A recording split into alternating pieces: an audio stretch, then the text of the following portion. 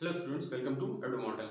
Continuing our PYQ series that we have left a month ago, today we are going to see a pretty productive chapter that is modern physics. इसमें बाकी कुछ chapters आते हैं जैसे atoms हो गया, nuclei हो गया, डुअल नेचर हो गया, ठीक है। दो तीन चैप्टर्स ऐसे इसके सब पार्ट्स हैं, ठीक। सो स्टार्ट करेंगे। पहला क्वेश्चन है a moving proton and electron having, उधर आपके वो आ रहा होगा, ठीक है, same de Broglie wavelength. If K and P denotes the kinetic energy and momentum respectively, then choose the correct option. Okay? अब ये आपके नीचे ऑप्शंस दिए हुए, ठीक। सो पहली चीज ये है कि जो मोमेंटम और वेवलेंथ में रिलेशन होता है वो होता है आपका P equals to H upon lambda, ठीक। अब मोमेंटम अगर हम देखें इलेक्ट्रॉन का क्या होगा, वो होगा H upon lambda of electron, ठीक। अब मोमेंटम हम दूसरी चीज का क्या देखें, दूसरा पार्टिकल कौन सा, प्रोटॉन है, ठीक। इसका क्या होगा H upon lambda of proton, ठीक। अब आप देखो कि जो लैम्डा होता है इलेक्ट्रॉन और प्रोटॉन का वो तो सेम होता है, ठीक। और H क्या है, यूनिवर्सल कांस्टेंट है। इसका मतलब क्या है कि दोनों का जो मोमेंटम होगा वो क्या होगा, सेम, ठीक। Since lambda e equal to lambda p, तो मोमेंटम भी क्या होगा, दोनों का सेम होगा, ठीक। तो इसमें जो पहला, दूसरा और चौथा वाला ऑप्शन है, इन्हीं में से कोई चीज सही होगी, ठीक है। अब काइनेटिक एनर्जी के लिए देख लें। काइनेटिक एनर्जी के लिए एक फॉर्मूला ये होता है कि जो काइनेटिक एनर्जी और मोमेंटम रिलेशन होता है वो होता है k equals to p square by 2m, ठीक है। अब k equals to p proton के लिए हम देख रहे हैं, momentum proton upon 2 into mass of proton. ये किसके लिए हो गया, काइनेटिक एनर्जी प्रोटॉन के लिए हो गई। अब काइनेटिक एनर्जी इलेक्ट्रॉन के लिए क्या हो जाएगा, p square of electron upon 2 into mass of electron. अब p और p दोनों के लिए सेम है, ठीक है। सो काइनेटिक एनर्जी डिपेंड किस पे करेगी, मास पे डिपेंड करेगी, ठीक। अब प्रोटॉन इलेक्ट्रॉन में जिसका मास ज्यादा होता होगा उसकी काइनेटिक एनर्जी कम होती होगी, ठीक है। सो यहां से क्या मिल जाएगा, सिंस आपका मास of proton is greater then mass of electron, so kinetic energy of electron will be greater than kinetic energy of proton. so इससे जो आपका option number I think first वाला है वो सही है, ठीक। नेक्स्ट क्वेश्चन, ये क्वेश्चन कह रहा है कि x different wavelengths may be observed in the spectrum from hydrogen sample if the atoms are excited to states with principal quantum number n equal to 6 then the value of x is, ठीक। अब इसमें क्या कर रहा है, atom जो है वो n इक्वल टू 6 से एक्साइट हो रहे हैं, ठीक। सो पूछा बेसिकली इसमें ये जा रहा है कि डिफरेंट वेवलेंथ्स निकलेंगी क्या, ठीक है। सो ये वाला आपका एक फॉर्मूला होता है कि नंबर ऑफ डिफरेंट वेवलेंथ का, आपने पढ़ा होगा, वो होता है n into n minus one upon two. यहां पर n क्या दिया है, n आपका 6 दिया है, ठीक। सो यहां पर 6 रख देंगे, सो 6 इंटू 5 अपॉन 2, इसका मतलब क्या, 15 आ जाएगा, यानी वैल्यू ऑफ x क्या हो जाएगी इस क्वेश्चन में, 15, ठीक। नेक्स्ट क्वेश्चन अगला कह रहा है there are 10 power 10 radioactive nuclei in a given radioactive element, its half life time is 1 minute, how many nuclei will remain after 30 seconds, ठीक। अंडर रूट 2 की वैल्यू 1.414 दी हुई है, ठीक। चारों ऑप्शंस अपने दिए। अब आपको मालूम है कि पहले तो जो जो ये डीके होता है, रेडियोएक्टिव डीके, ये फर्स्ट ऑर्डर का होता है, ठीक है, केमिकल काइनेटिक्स में आपने पढ़ा होगा। दूसरा इसका फॉर्मूला क्या होता है आपका, n equals to n not e power minus lambda into t। n क्या है, किसी भी मोमेंट पे t टाइम पर कितने न्यूक्लियाई बचे, ये क्या है, t इक्वल टू जब रिएक्शन शुरू हो रही है उस समय का है। लैम्डा क्या आपका, डीके कांस्टेंट, इसमें आपको वैल्यूज क्या क्या दी है, n नॉट दिया हुआ 10 पावर 10, ठीक है। फिर अच्छा एक रिलेशन आपको दिया हुआ कि हाफ लाइफ जो है वो 1 मिनट है, इसका मतलब t half equals to 1 minute.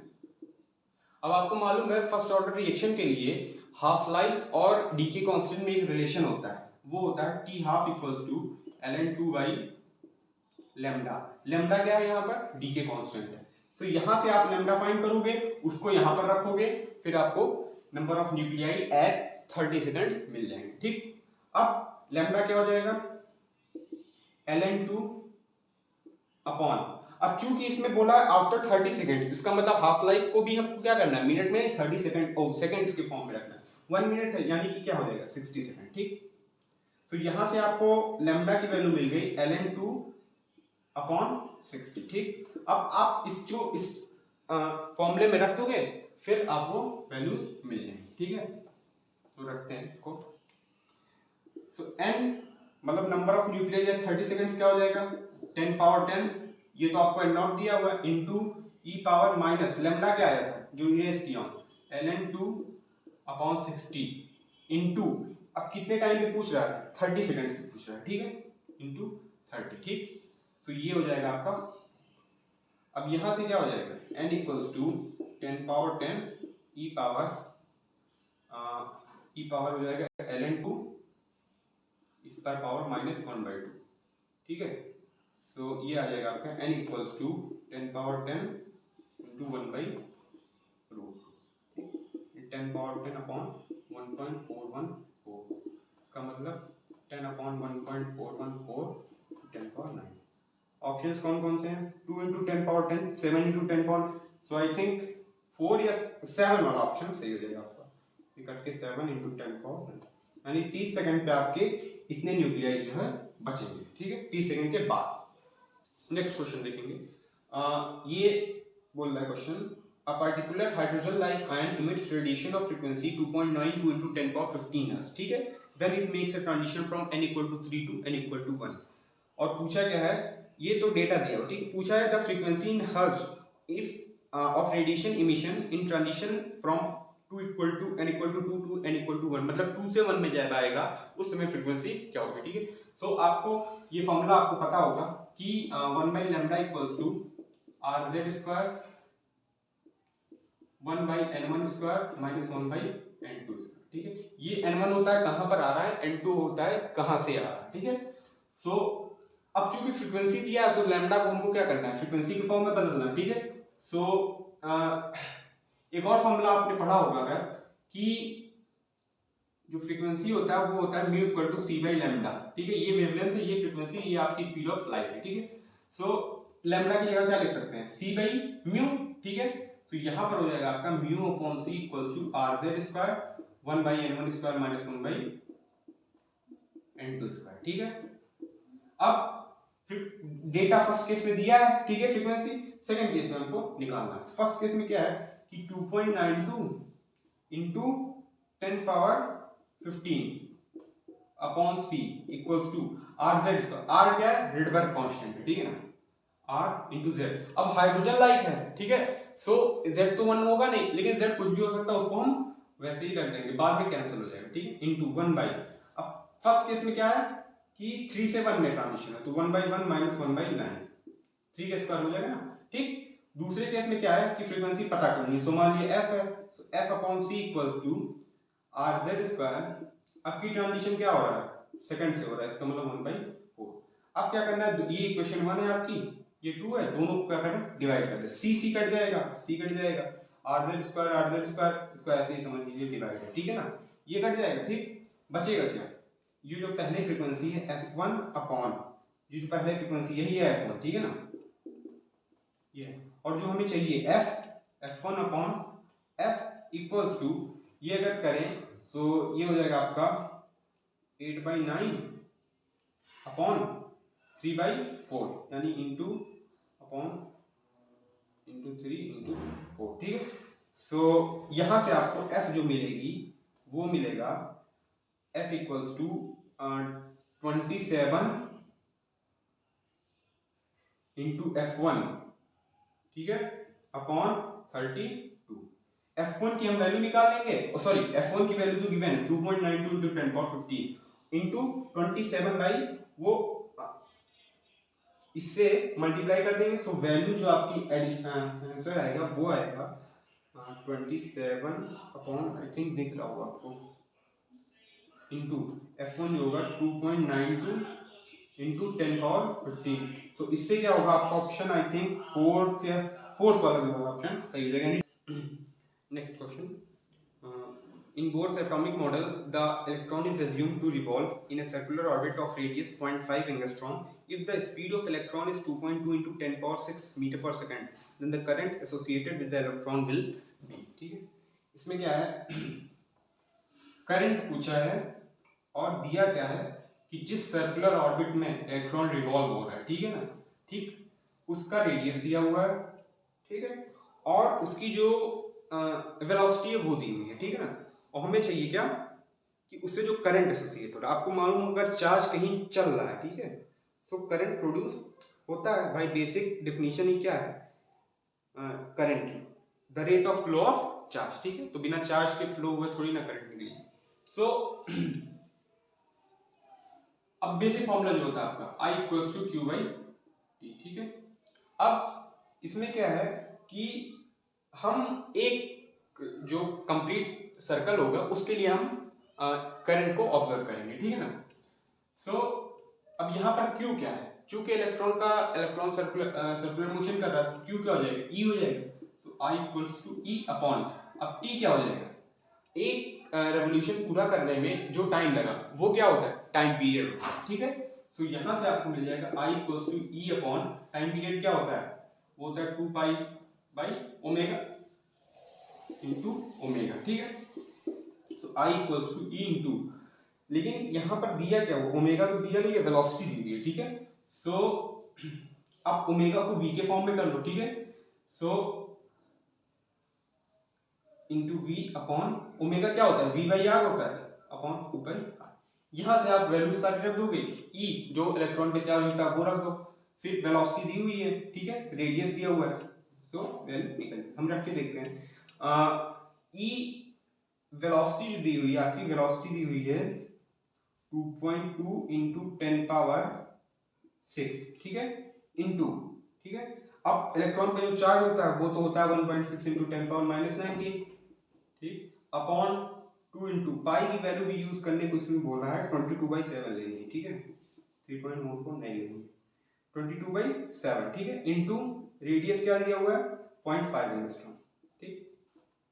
अब लेकिन एंगस्ट्रॉम को क्या करना है, हमें इसको मीटर में कन्वर्ट करना है, ठीक है, क्योंकि ऊपर सारी चीजें कूलम वगैरह बन जाते हैं, इंटू 10 पावर माइनस, इस चीज को आप सॉल्व कर लोगे, आई की जो वैल्यू आएगी वो आपकी आ जाएगी 1.12 मिली एम्पियर, ठीक, सॉल्व करने के बाद, ठीक, ये आपकी वैल्यू। तो इससे जो है, अच्छा जी ये वो न्यूमेरिकल टाइप था, ऑप्शन वाला नहीं था।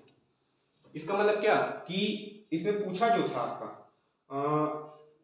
द मिली एम्पियर में पूछा ये, ठीक है, एक मिनट, इसमें मिली एम्पियर में पूछा, सो ये जो हो जाएगा आपका 10 पावर माइनस 2 आ गया। इसका मतलब क्या कि 112 इंटू 10 पावर माइनस 2 हो जाएगा।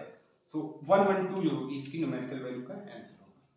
Next question, a particle of mass 9.1 into 10 power minus 31 kilogram travels in a medium with speed 10 power 6 meter per second and a photon of